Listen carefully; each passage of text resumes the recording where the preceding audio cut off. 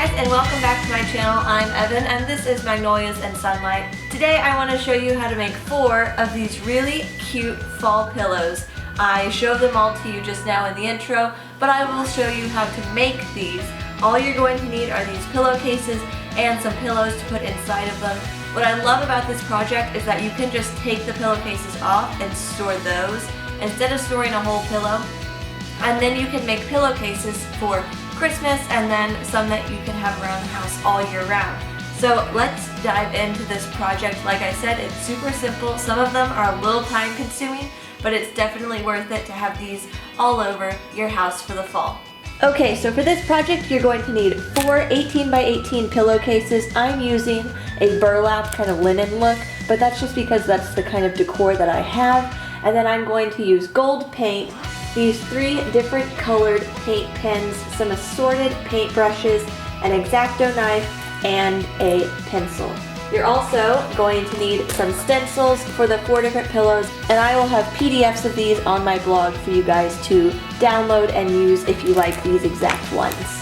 The step is to tackle these stencils that I made. You're going to need your X-Acto knife and a cutting board. I used a piece of cardboard. That's just so that you have something behind the paper so that you don't cut your floor or your hand or something worse. You could do this with a pair of scissors, but it might take a little extra time, and for this sweater weather one, you're actually going to cut out 3 different ones so that you can make that plaid pattern. So let's start cutting. So through some movie magic and a few episodes of Gilmore Girls, all of these are cut out, so we are ready to put them on our pillow.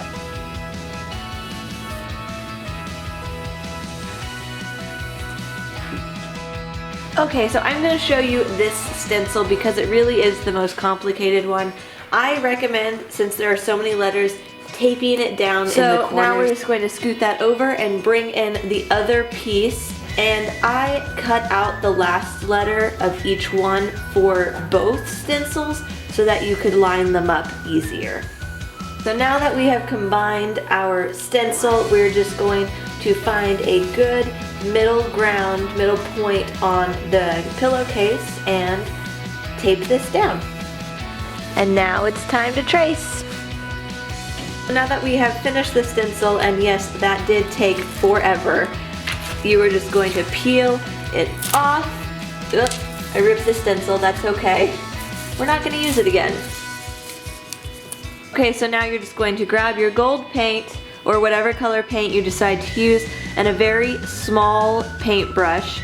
And I like to paint out of the lid because there's that much paint in there and it's a lot easier to control. And now we're just going to get a little on our paintbrush, pick a spot, and fill in the lines. The small paintbrush really allows you to stay in the lines and control. You can also use a flat paintbrush since we are painting corners. That will help make sure that your corners are straight. So now I'm just going to paint all of these letters in. And there you have it. That is the finished product. Just wait for it to dry and then put your pillow inside of the pillowcase.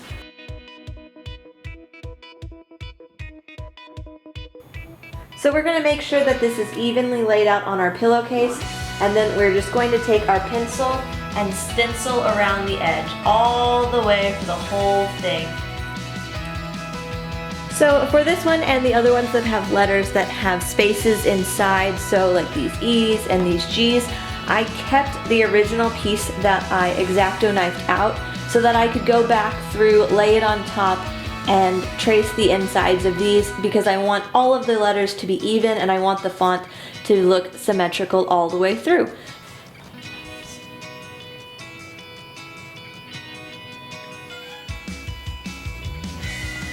So this is the finished pumpkin I have traced. I actually got this as a clip art off the internet, and I will not include it as a PDF because of that, because it's not my own art.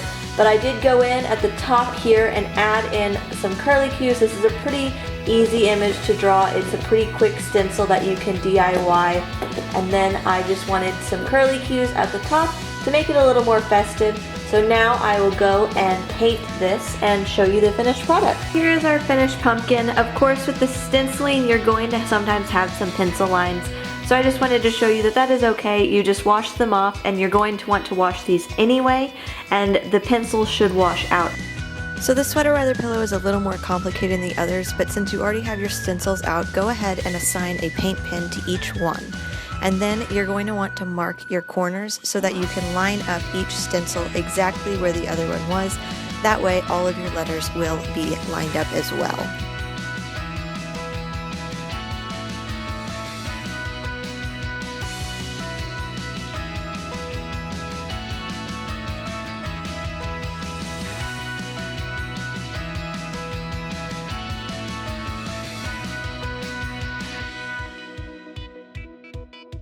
So now that you have stenciled the first paper, you're going to get the paint pen that you assigned to that one and make diagonal lines all the way through for each little section.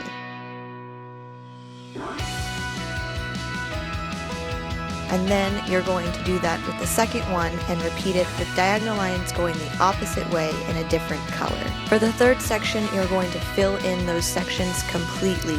I used a bright red because it was my favorite of the three. And then I'm going to go in with some gold paint and outline each of the letters. So I hope you guys liked that project. Let me know which one of the 4 pillows was your favorite. I'm going to link all of the stencils that I made in my blog, so hit that link down below so you can go and grab those and print them off. You will need to tape the large one together, the one that says firesides and all of the fall things needs to be taped together because it's a 14 by 14. And the largest paper size you can print is 11 by 17 on a normal printer. Don't forget that you really need to put something inside of the pillowcase before you start painting so that you don't get any bleed onto the back of the fabric.